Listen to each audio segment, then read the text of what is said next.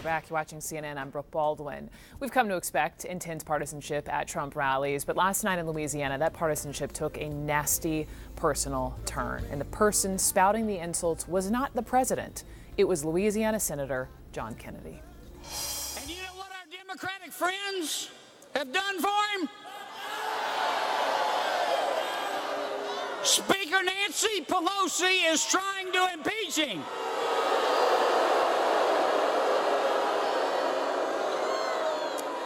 I don't mean any disrespect, but it must suck to be that dumb.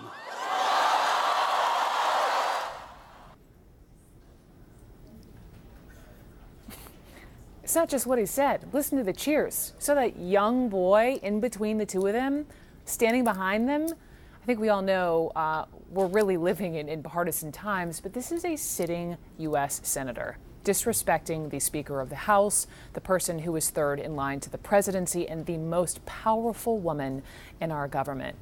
Mr. Senator, you don't have to agree with Speaker Pelosi, but you should respect her. Matt Lewis is a senior columnist for the Daily Beast and a CNN political commentator. And Matt, you were just as angry as I was. Tell me why. Well, not only is this a senator disrespecting the Speaker of the House, this is a grown man disrespecting a lady in public and being cheered for it. So I think it speaks to civility, and this is very common. We saw the other day Rand Paul at a rally, very similar, playing to Donald Trump standing beside him, playing to this Trumpian crowd, calling for the media to unmask the whistleblower. And here you have a U.S. senator, not to be disrespectful, of course, but calling Nancy Pelosi dumb.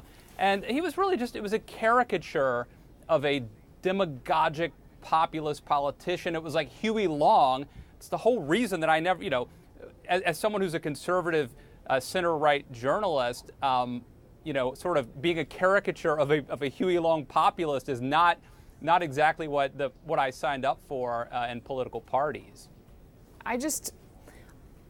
To your point, grown man, but I also am not just looking at him, and I'm not just looking at the president standing next to him, but I'm looking at the crowd behind him, and I'm listening to how the crowd, responds and the cheers. And I see this young man, that you can see standing behind them, who I don't know, could be a teenager, and right there in one of the white hats, standing between the two of them. I mean, Yeah.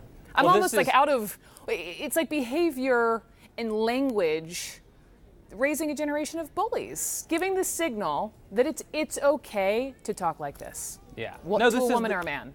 Well, first of all, it's the madness of crowds. There's a crowd psychology where people in these mass movements get swept up and say and do things. They lose their anonymity. They say and do things that they normally I probably wouldn't say or do. It's a mob mentality, dare say. The other thing that I'll say about this, I was sitting in my Sunday school class at church this past Sunday, and the Sunday school class is about parenting, specifically how to parent.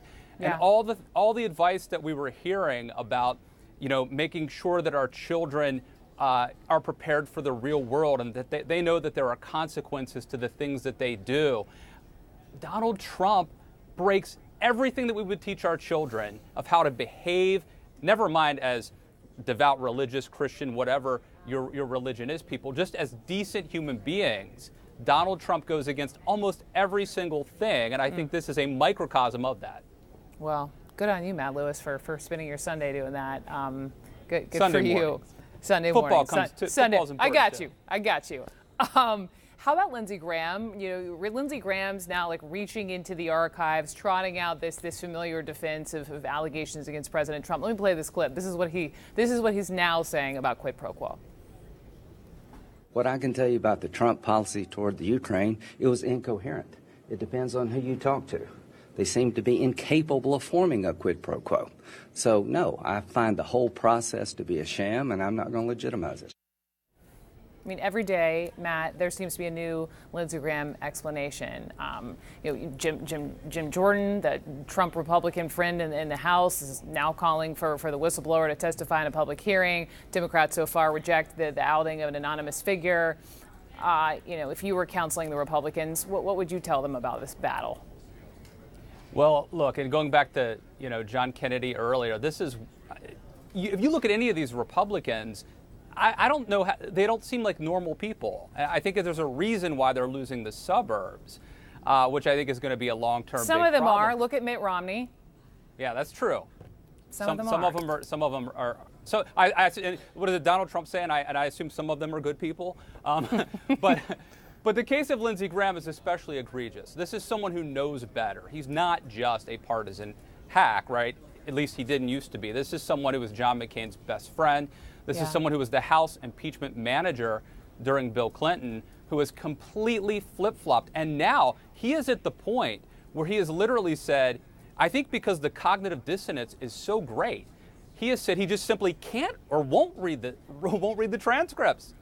Yeah, they're calling for all this transparency, yet he's not reading the transcript. Yeah, I guess he's afraid of where the evidence may take him if he actually reads it. It's stunning. Matt Lewis, thank you. Good chat. Thank you.